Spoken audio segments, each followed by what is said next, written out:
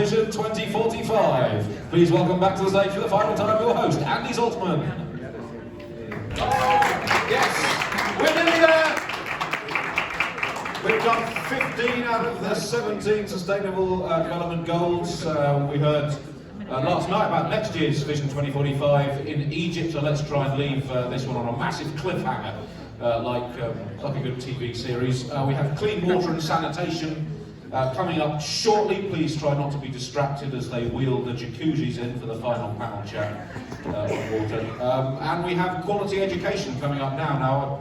Education obviously a divisive issue around the world, something the world can in general make huge progress. I personally went to an all-boys private school down near London, which gave me a good education in some respects, but there were certain gaps in it. So I left school at 18, for example, unable to rewire a plug, or change the tyre on the car, or talk to a girl, or understand someone from Scotland. Huge gaps in my knowledge, but I was able to express those gaps in grammatically perfect Latin. So, swings and roundabouts, the strange, and in particular, the sex education at an all-boys private school in the 80s and 90s was, well, it was minimal. It basically involved a 55-year-old single man standing in front of a room full of hereditary stockbrokers, telling them how at some point in their life a gentleman will be expected to Frankel his Dronkelrod into a lady's begrouche and imperfectates the ovaric, whilst he blushed an increasingly crimson shade of beetroot, locked himself in a cupboard and shouted out, "Now get out there and play some rugby until this filth is out of your system." So, such is British education. Anyway, it's time for the final two panels and to moderate quality education. First of all, please welcome back Julie MacDonald.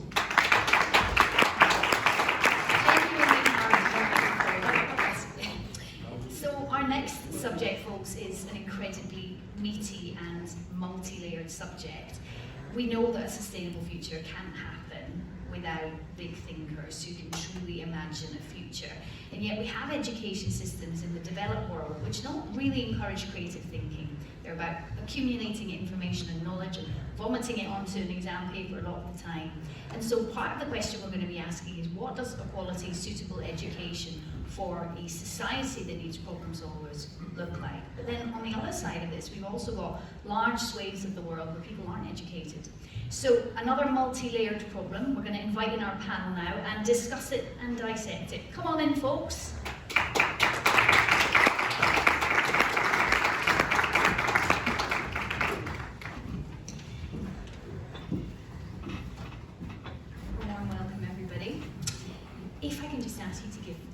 Minute or so to your backgrounds and what you think is important to talk about.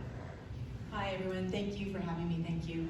I am at CIBC, which is a Canadian bank, 44,000 employees, and this is idea generation only. I'm not an education expert, I'm a banker, but I have been doing sustainable development and social responsible investing for quite some time, over 20 years involved in the area.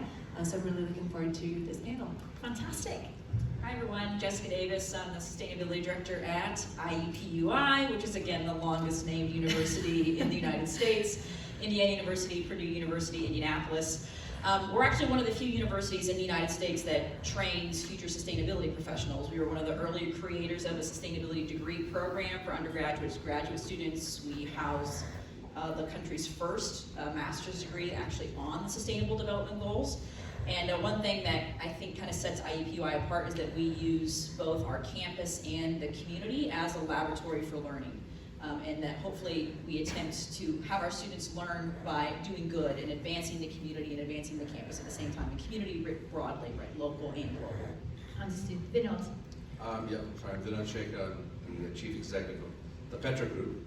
Don't actually know why I'm here. I'm not an educator, but I'm a capitalist, so I think I'm an expert at everything. But our group also has several foundations, and we have a lot of involvement with education, skills training. I have some very strong views about where education has gone wrong, which I'll happily share as we go along. We're social capitalists, and what that means is we as a group believe that in making lots of money, we can lift people up along with us. If we're smart enough to make lots of money, we're smart enough to find solutions as well. And we look forward to sharing everyone's opinion on how to go forward. Fantastic. Jochen? Yeah, my name is Jochen Drosel. I work for the Schumacher Packaging Group. Once again, one of these real family-owned Mittelstand companies in Germany. We make paper-based packaging, so boxes, packaging for all industries, so for big e-commerce brands, but also for the food industry, automotive. You find our packaging everywhere. Everybody of you has got our boxes in hand sooner or later, or has already, and I see also a lot of customers here on the list. We are a real family company, as I said. We are in the hands of two brothers, Björn and Hendrik Schumacher, in the third generation, and our people are part of the family. So we have quite a big family. It's 3,500 employees. We have 26 sites in Europe, and education is for us one of the most important things in our company. The people are really our biggest asset, and therefore that topic is extremely important for us to empower our people for all the challenges which are out here in the world, and to find solutions for that, answers for that. And therefore we need a culture where we make our people aware about the things which are challenging us every day. Fantastic, Jochen. Thank you. I feel like I should be fully upfront and disclose my own opinion on this multi-nuanced subject, but I firmly believe education systems in most developed worlds, and I say this with great respect to all the institutions that are doing better, is pretty much broken. Because what I see, and you can all feel to disagree with me, is we need a world of problem solvers. And yet when I look at my own children, and I'm only talking about the developed world education system here, I see a system that was designed post-war for a totally different world, for a totally different purpose. And I think we're spitting out people who, and we're not using their talents or their brain juice to solve problems. But then when we extrapolate that, and Vinod, I want to bring you in first, to the developing world, I know that the system there, if it exists at all, you also believe is broken. So let's start there, Vinod. Well, I think we have to look at education holistically. We're caught up with the idea of degrees, GCSEs, high school certificate, and things like that. In the developing world, that's a problem, right? Most drop out. If you look at Africa, you look at India, you look at parts of Southeast Asia, Vietnam, Laos, Cambodia, Philippines, poverty plays a major role. And so the poverty cycle continues. So this education system is essentially broken.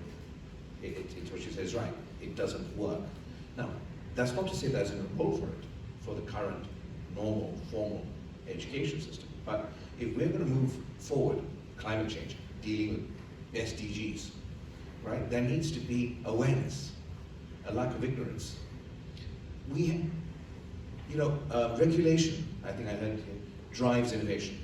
Need drives innovation, drives solutions. But in the developing world, there are regulations, but they're not applied, they're not enforced. Corruption takes over, and so it doesn't matter how much regulation we have, it's just overrun. And that's a big problem. It's one of the sad things I see is that, I'm sorry, I see a lot of lovely white faces in Western companies, but where are the African companies? Where are the Indian companies? Where are the Chinese companies? Where are the Filipino companies? We have to engage them right now.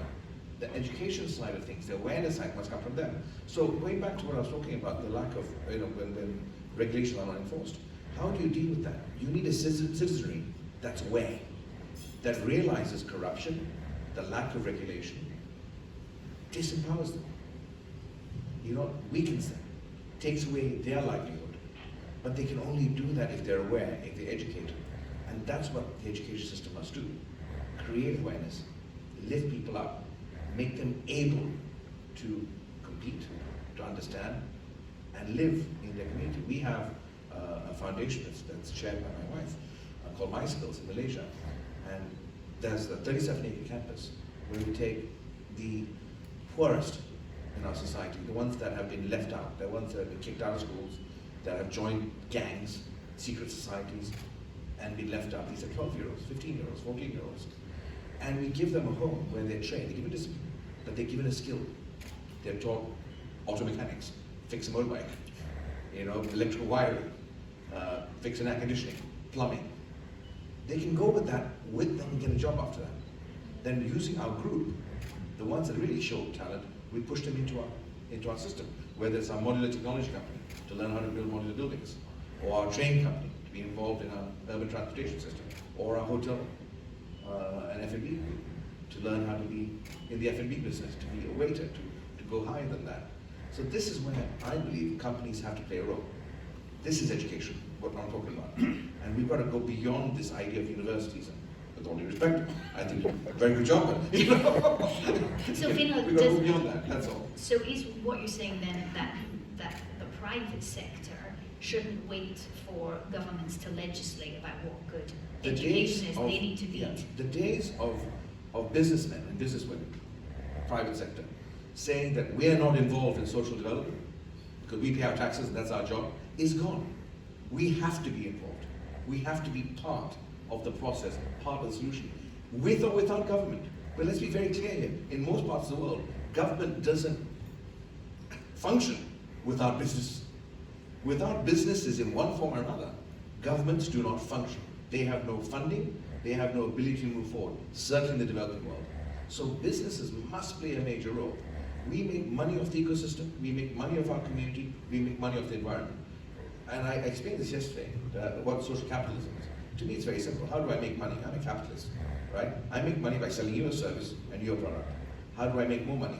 I need more of you. So I need to be involved in lifting people out of poverty into the middle class. Why?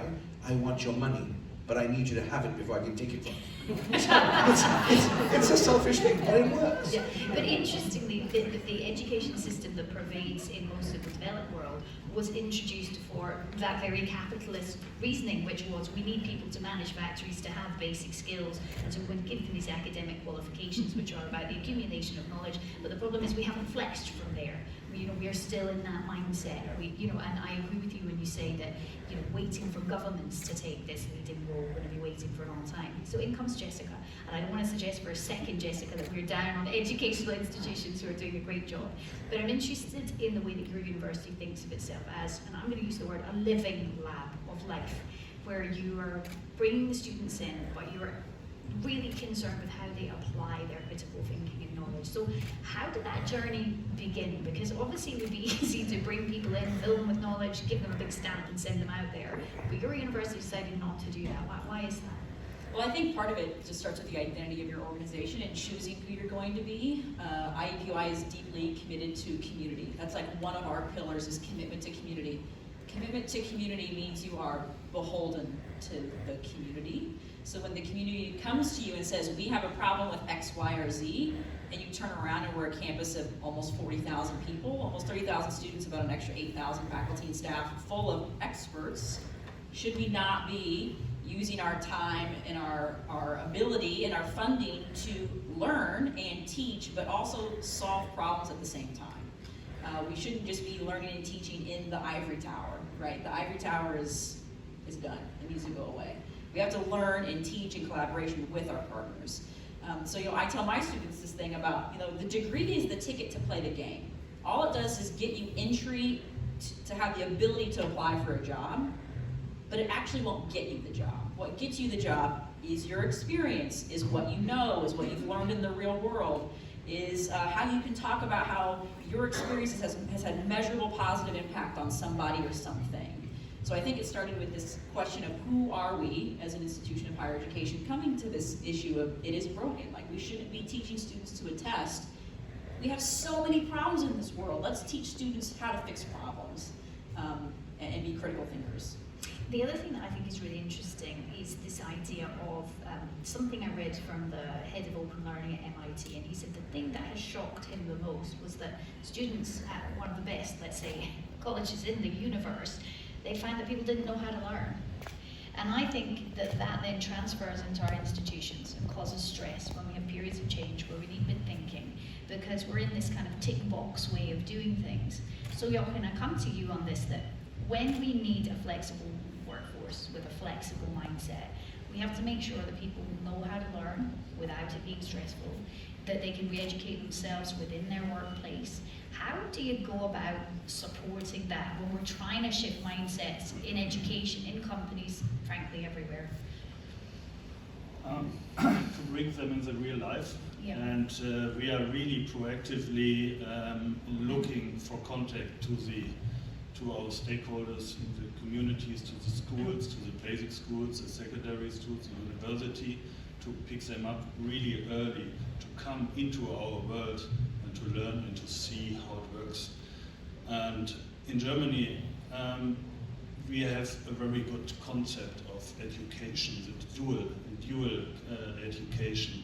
So where young people are trained on the job for 2 and 3 years, that it's a good combination of practice and school and learning by doing it. And only in Germany, in our plants in Germany, we have 100 of these apprenticeships on 17 different job titles, so from a truck driver to a mechanic to commercial, everything. So I think that it's a good concept and that it's maybe best practice also for other countries to make real learning on the real world we are living in, and then they learn where they can change things for a better future as well. And we make them responsible very early in our organization to take decisions and to be part of decisions. Dominique, if I could just come to you on this, obviously, you know, you're thinking about education within your organisation and how to help people learn and flex and be different. How do you go about doing that? Because you've also got to educate your customers, right? So you've got to set the pace. Yeah, so education is clearly important to our employees, but also to all of our customers. And we're a bank. And so one of the things that we've done, we will be launching a climate ambition hub in January, which is to teach people, because unfortunately a lot of our institutions are a little behind in terms of what some of the goals of society are, which are really defined by the Sustainable Development Goals. And so one of those is climate. And we heard a lot about that yesterday on one of the panels. And if you think about it, reducing carbon emissions does have a financial impact. Like you do tend to, by having an upfront expenditure, for example, replacing your windows, will end up being, in the long term, more financially attractive. So there's a real role for banks to play in educating our customers in that regard. But also, I would just observe, I lead our sustainability advisory practice in investment banking. Our employees are dying to learn. I am doing tons of sessions internally to teach on climate change and to teach what is actually happening. I think one thing that is misunderstood is that, for example, this plus 1.5 degree scenario that we talk about is somehow better than today. It's actually much, much worse than today. We're currently at plus 1.1 degrees, and 1.5, like, it's a matter, 1.5 is our best case scenario, but it's actually a lot worse than today. And so there's a lot of education that needs to happen internally to really, education and illumination, so that we understand the world that we live in, and we can start to rotate our business to try to solve some of those problems. Vinod, in the pandemic, you mentioned what happened in lots of parts of the developing world where, you know, people who were working in construction and so on found themselves then without any fallback. I just wonder what you think. How can the developed world help the developing world and vice versa to understand how we can change education? Because it seems to me that we have a system that's been handed along the chain that isn't really working for anyone. So is there a way to help each other be more self-aware? Definitely, and what we're talking about is partnerships, right? Yeah. The true partnerships isn't between, with all due respect, a German company and a German company, or a German company and a Canadian company. The true partnerships is with the Western companies that have already grown, that have all the backup, that have now developed, and a developing world company. And the opportunities are quite limitless, because look at what we've done in Petra. Now, fine, we're a conglomerate, so we have lots of different companies, but even in that, we've been able to take people in and train them, give them an opportunity, give them hope. Now, imagine what a Schlumberger can do. Imagine what ExxonMobil can do. Imagine what Microsoft, which is doing, I think, but more they can do, or Apple, or any number, Siemens, any number of these companies, if they chose to say, no, we're going to have a program where we're going to now train people. We're going to bring them in, we're going to give them a skill set. We're going to find a way of giving them an opportunity in life. Because that opportunity then breaks the poverty cycle of that family. One person. Because their family now is taken care of. And once that's done, the sisters, the brothers, they get to get educated. And the ripple effect is enormous. And it just takes tempering greed a little and playing chess instead of checkers. Well, I guess it's replacing greed with longer term greed because it's the payoff's just further down the road. Let me be very clear. Greed just is. I mean, the idea that we can do without greed is nonsense. Greed is neither good nor bad. Greed just is. It's a powerful engine. And I was saying yesterday, it's like a Bugatti. It's a powerful sports car. It does 0 to 60 in 2.8 seconds. And if you can't drive it, you're going to crash into a tree, kill yourself, or you're going to crash someone else and kill them. But if you can control it, if you can slow down on the curves, speed up, accelerate on the straights, stop when you need to, and take off again, you have control over a very powerful engine. And that's what we need to temper greed. And with the major conglomerates of the world, the major companies of the world, if they can temper greed, look long term, and realize that if they do this in the countries they're involved in, and I'm only talking about them doing it in a country they're involved in. If Siemens is in Indonesia, and Siemens makes money off Indonesia, then they should focus for Siemens Indonesia and say, fine, we're going to do something in Indonesia. So if all companies did something in their countries, but real something, not the CSR. I consider CSR a dirty word. It allows companies to tick a box. And I very much hope the SDGs don't become the CSR, the new CSR, because it's important. But if companies really get involved and say, look, we're here to be involved in the community and make a difference within our own scope, then all of a sudden, any company, doesn't matter how big or small, if they help one person, that's a big deal. If a company can help 100, that's a big deal. But if everyone did that, you actually start seeing real change. But it requires that willingness to do. I wouldn't be sitting here if it wasn't for the fact that my dad was an apprentice at Singer's sewing machine factory in Glasgow, and he came from a family where nobody had been at university. They came from a poor family background, a farming background, and he went to the factory one day and said, "Can you give me a job?" And they said, "Sure, you can polish some cogs." And then they realised he was, curious and inquisitive, and a year later they said, "We'd like to send you to university." So my dad worked in the factory during the day and then went to night school, and as a result of that, I'm here. Thank you very much, Dad. So my dad transformed the fortunes of part of our family from that system. But what's interesting is that system in a country like the UK has been in decline. We're moving back, we move back and forwards towards apprenticeships. But we don't do it on the basis of empowering people or giving people skills. It's not like the German system that you describe. And I find that frankly really, really odd, that somehow we think that was a system that belonged in the past, when I think it should be a system that belongs everywhere. And as you say, Vinod, led by these incredible companies who have, let's face it, a lot to share. I wanted to ask you, Jessica, with the local businesses that the university is involved in, do they subscribe to what Vinod said, which is, we can partnership and give back, or do you have to kind of go out there and say, we're looking for partners? Both and. Right. So there are quite a few who are proactive, will approach us about projects that they have or things they want to work on or students that they want to engage.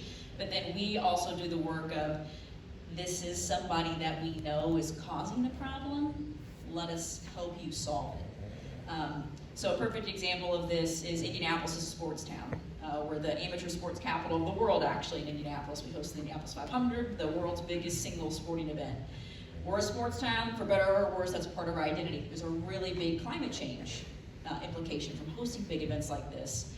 Our university is now leading all the sustainability efforts for basically every sporting event in the city. We just host March Madness in men's Final Four, the first operationally carbon neutral basketball tournament. Our students did that.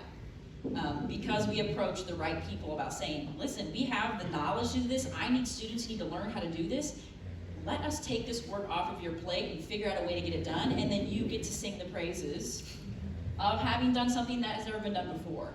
And that, those examples of just reaching out and seeing opportunity and having people see that same opportunity with you, and then we can put our students into that and give them some fantastic experience.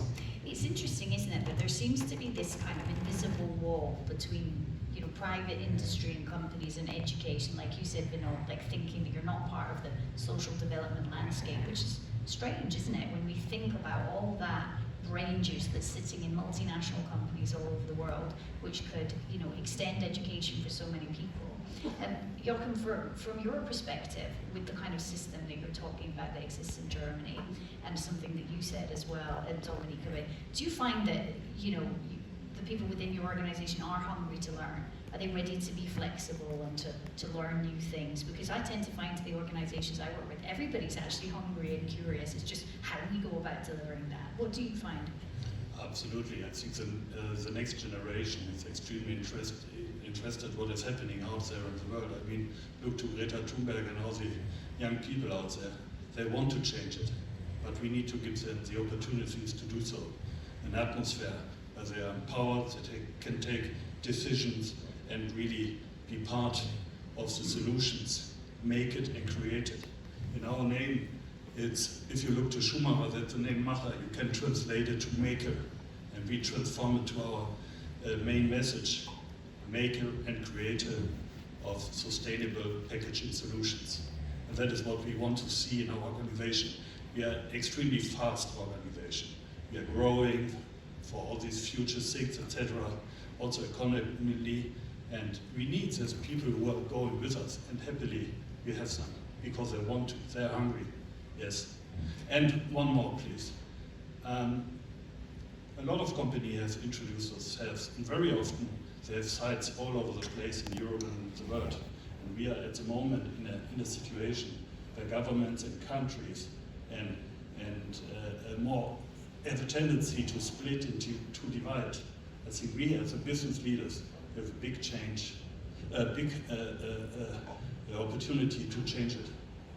Because we have people out there everywhere in the countries, and we can do something against it to keep the countries together and go forward for a united world society instead of splitting. How do we, and this is kind of a final question to each of you, how do we get away from this idea of education as a tick box exercise, as passing the test or teaching to the test, as you said, Jessica? How do we get away from this way of thinking that just because it's always been done like that, we should continue to do it that way? Because I had never thought until you said, Vinod, that when we think that way, that idea is then passed along where it may not be fit for purpose, and that idea goes on perhaps to not be useful in other places. What do you think, Dominique? Well, I just wanted to, just in terms of expanding the education, you know, one observation I would make is that at COP26, a lot of the companies that are there are tech companies, and technology can really enable the proliferation and democratization of education. And